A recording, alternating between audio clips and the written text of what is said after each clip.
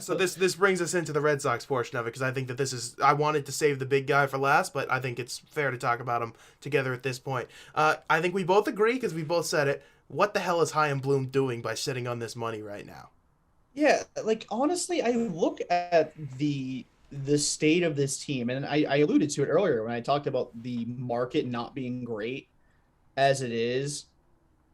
Um, what are you doing sitting on $30 million worth of luxury tax space? I mean, it's not. I mean, they still need to add to their bullpen, and I'm sure they will.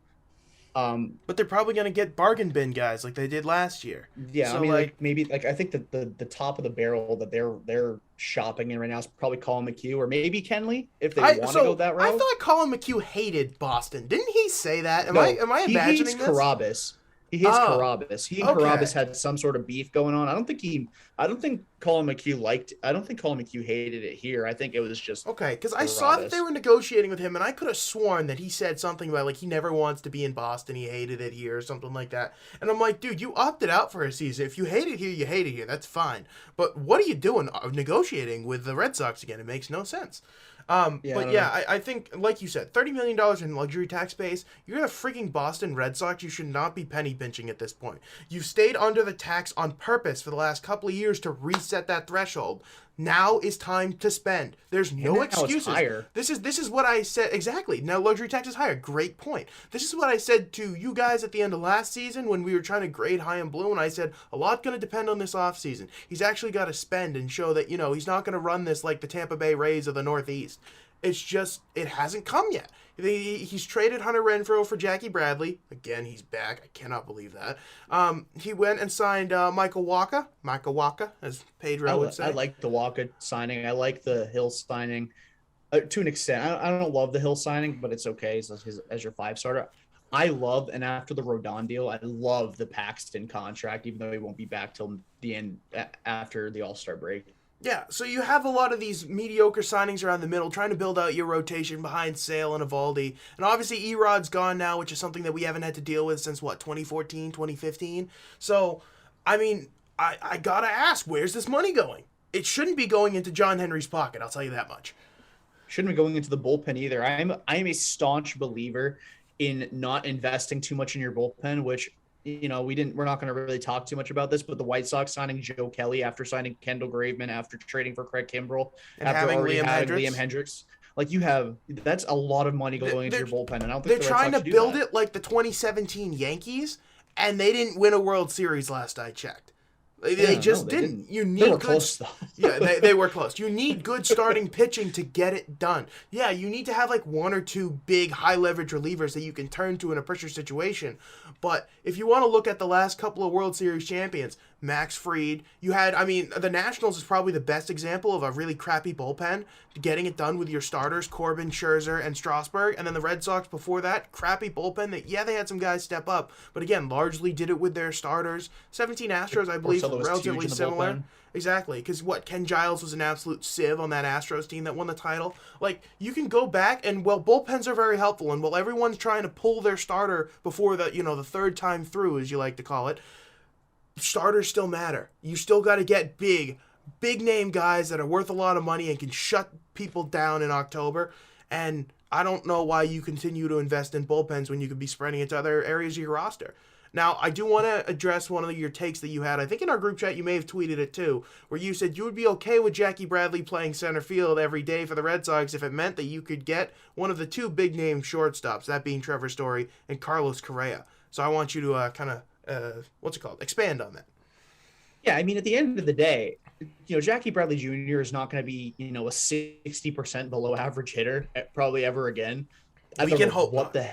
I don't know what happened in Milwaukee, but I think he won't be a league average hitter. He won't be an above league average hitter, but I think he'll be like a 10 to 15% below league average hitter. He's still a great defensive center fielder. So it's like at the end of the day, he's still probably a 1.5 to 2 win player if he's, playing every day. I'll take that if it means landing one of these big sharks at shortstop because, that's a marquee position. And I tweeted this yesterday or last night. If you're the Red Sox, you're in a similar situation with Xander Bogaerts as the Patriots were with Tom Brady in 2019. You don't expect him to leave. He's still got years after this year on his contract, but he could opt out. It won't be the same as Brady in that regard because I think Brady just voided the last year or two of his deal. But Bogarts can opt out of his contract if he leaves, because again, everyone wants to assume, and I've talked to people who said Bogarts wants to prioritize staying. Like he definitely wants to be here. But if he hits the free agent market, someone's going to get in his ear and tell him he's worth a ton more money than he is going into deep into his 30s as a shortstop. You as a want to risk shortstop, and losing. they'll tell him that too, which is important. It's one of the reasons that I think we all want one of these shortstops is to break up the infield side of Devers and Bogarts and move Bogarts over to second base. And I think Bogarts still likes it here enough that you can still convince him to move over to second base, and maybe He said even he'd be open to it. exactly. Maybe you give him just a very, very, very slight pay bump because let's be honest, he's on a steal of a contract for the offensive production that he has. Not for defense, but for offense, steal of a contract. What was it, 6 for 120? And we were all shocked because he signed it a couple of years before he was supposed to, and he's a Boris client. And we were all like, what is this? Scott Boris clients never do this, but he signed here. He clearly wants to stay here. Lock one of these shortstops down now, and then you can go to Bogarts and say, hey, look, you want 4 for 120 this time? We got the money. Luxury tax is still going up. We'll give it to you because, we want to still build around you going up the middle. And maybe he says yes. I honestly think with Bogarts, because like I said, I've talked to some people. It's not like I've not talked to any sources in the Red Sox. I've talked to people who have sources with the Red Sox that say Bogarts does want to stay in Boston. So it's not like the extent like I went with Brady saying like, oh, he could leave. He still could, but he does want to stay here as long as they prioritize keeping him. But at the end of the day, wouldn't the best evidence, or not the best evidence, but the best way to convince Bogarts you want him to be here is one, open up negotiations on a new contract after the season, but two, put him at second base, have either Carlos Correa or Trevor Story. I'm praying for Carlos Correa. I don't think it'll happen, but I'm praying for it. And have a ridiculous lineup of Devers, Correa/Story, Bogarts, and then Dahlbeck at first base. And then the outfield, you'll have Cassis Verdugo. even. Cassis will probably be up mid-season. You have Verdugo, and then in center field, it'll be Kike/JBJ, and then in right field, whatever you do there. And then obviously JD at DH and whoever the hell is catching that day, whether it be Does Vasquez Schwarber or factor Plawecki. into your plans here, or you think he's No. as good as gone? I think he's as good as gone. I think he's going to an NL team. Okay. I That's think. fair. I think he that's probably. I think he wants that's to the go. guy who goes to Milwaukee. Oh, really? I think that he might go back with the Cubs, but I don't know if the Cubs want to could run see it that back. too. I don't know if the Cubs want to fully embrace the tank, but the Stroman deal kind of flies in the face of that, in my opinion. I thought that they were going to try and embrace the tank. They signed Stroman, and then you're like, well, they got to be landing a marquee shortstop because Nico Horner. I like the guy as a prospect, but woof. And then they got Simmons. And then I'm like, oh, so they're a huge Correa player or Story. Not Andrelton Simmons for $4 million plus incentives. Exactly. But yeah.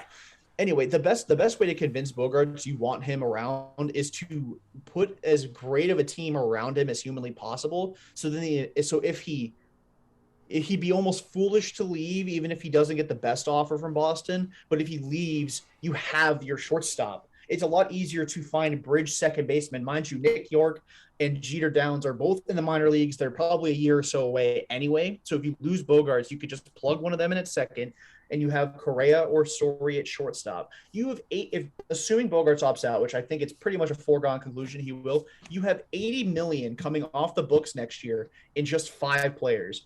JD Martinez, David Price, Nathan Eovaldi, Jackie Bradley Jr., and Xander Bogaerts. 5 players making up $80 million with the tax going up. That's some Maple Leafs type of cap management right there. You can give Carlos Correa the exact contract he wants, which I think would be 10 and then $350 million.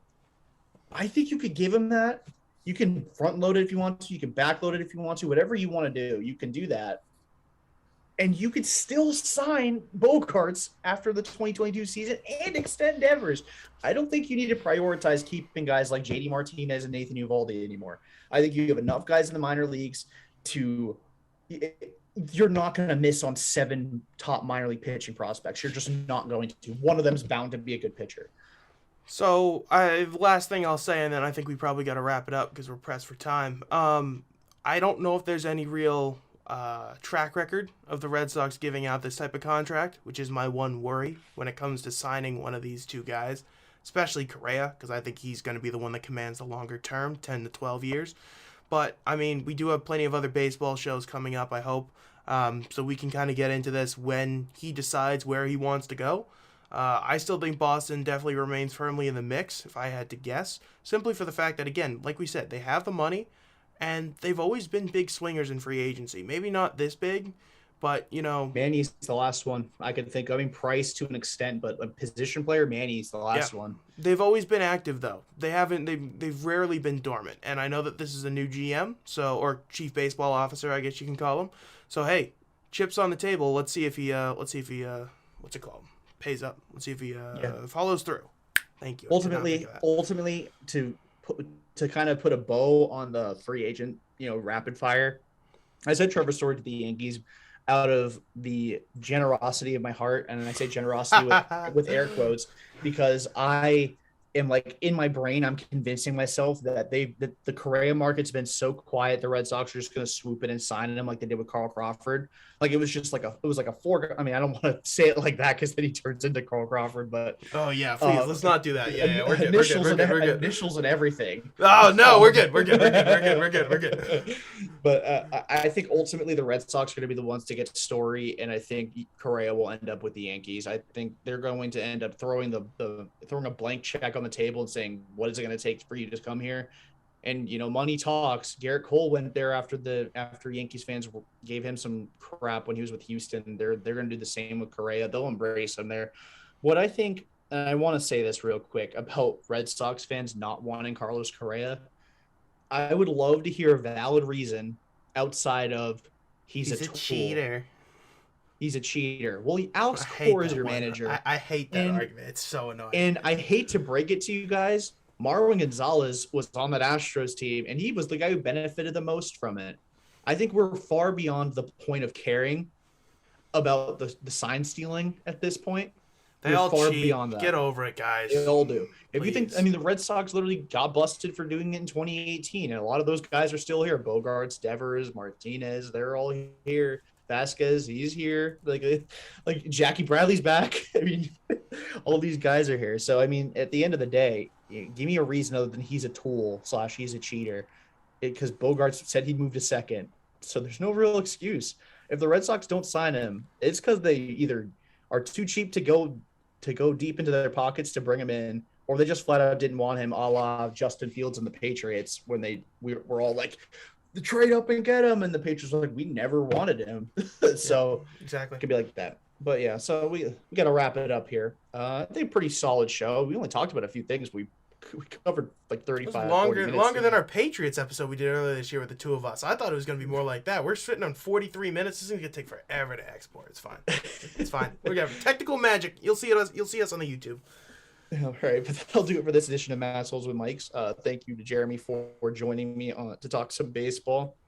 So for him and for myself, Jordan Leandri, have a great rest of your night, everybody.